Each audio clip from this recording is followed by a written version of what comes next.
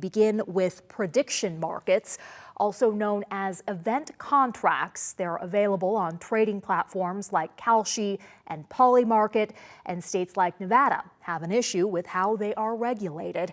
Here's how they work. Prediction markets are like the stock market and sports betting combined. People buy contracts based on what they think the outcome of an event will be. And as you can see on this app, these events can be sports. They can also be the weather, the economy, elections. For example, this event asks, will Nancy Pelosi resign her office before the midterms? If you think the answer is yes, you would buy a yes contract for 22 cents. I'll put in my one contract there. This app charges a 2-cent fee. Each contract pays out $1. And so if Nancy Pelosi does resign before the 2026 midterms, you would get a $1 payout, which includes the 24 cents you already paid and a 76-cent profit. If Nancy Pelosi does not resign, though, the contract expires and you lose your money. But you can also make money before there's an outcome. Like a stock price, the value of a contract can rise or fall as new information becomes available and people change their expectations. So you could sell your contract at a higher price than what you paid and lock in a profit before the event even happens. So who should regulate these contracts? The prediction market industry favors federal oversight, arguing these contracts are financial derivatives, more like trades, while several states, including Nevada, say when they're based on sports, they're more like sports betting and should fall under state and tribal gaming regulators. Here to expand on that and the role prediction markets are playing in the evolution of sports betting are Brett Abarbanel, Executive Director of the UNLV International Gaming Institute, professional sports bettor Steve Fezzik, and Stephanie Goodman, Executive Director of the Dr. Robert Hunter International Problem Gambling Center. Thank you all for joining Nevada Week. So I want to start with the hot topic of prediction markets. And Brett, actually, that came out of your mouth. That is the hottest topic within your industry right now. Why?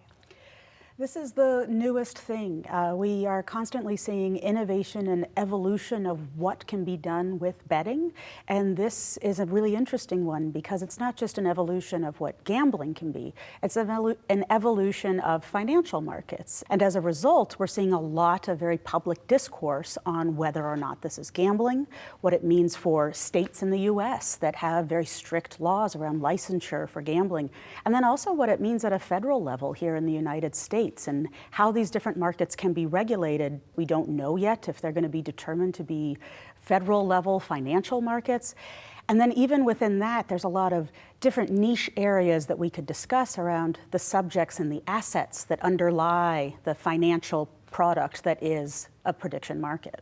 You brought up states. Nevada is currently fighting these prediction markets, claiming this is gambling, and if it's happening in our state, we should be regulating it. You brought up, what will this mean for gamblers? And so for that, Steve, what do prediction markets mean for gamblers right now? They mean I get to purchase things cheaper, all right? I'm a mercenary. I'm betting on the Super Bowl. I don't want to lay minus 110. A local casino has a minus 105 special. Now, all of a sudden, if I can hit 51.4% instead of losing, I'm winning at minus 105. Well, guess what? A lot of these prediction markets have pricing as low as minus 102. So I do believe it's gambling. I don't have a law degree, so I can't say how they're getting around this. But it's basically I'm making the same wager at a cheaper price. So from my perspective, I love prediction markets. You are paying the bookmaker less. This is not a bookmaker, but in this example, I'm getting the same product for less. Without the regulation and the safeguards. Okay, Stephanie, your thoughts? Well, I think that prediction markets are predatory, especially when you consider that they are, they're talking to 18-year-olds, and there's zero protection surrounding it, and they're very bold in marketing these individuals. And, you know, you could be an 18-year-old and you have a Robinhood account, and then all of a sudden it comes up who's going to, you know, win the BCS game. I mean, these sorts of things are it's not okay. And I think my issue is, I'm all about free markets. I think that's great, but this is gambling. You can word salad as much as you want. It's gambling.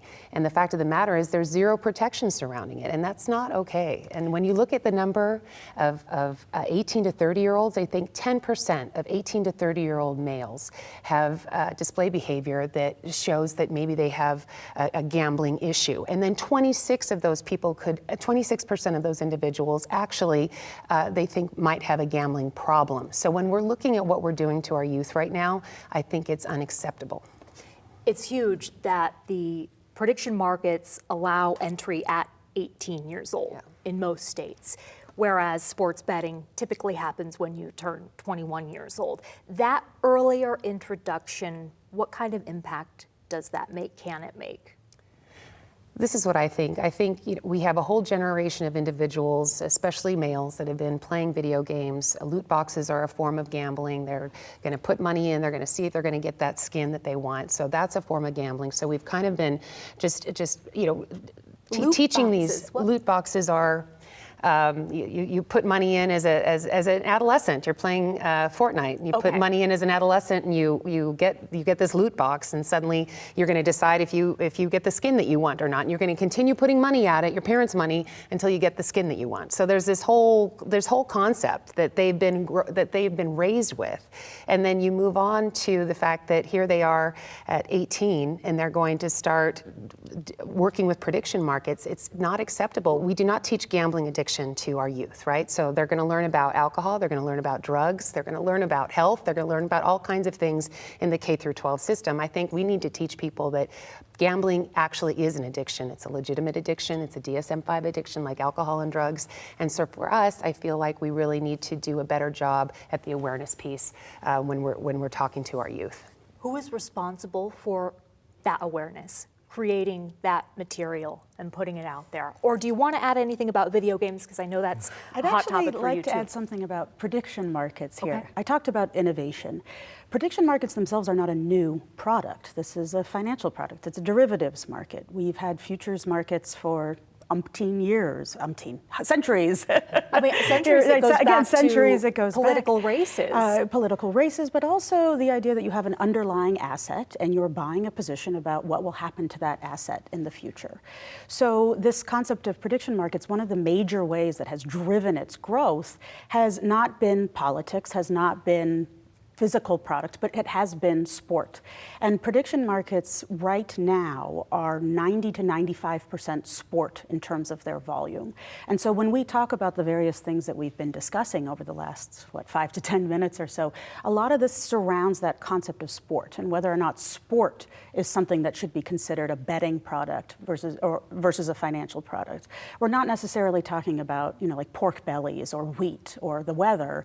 We're really particularly focusing on sport, which has for such a long time been the purview of the states.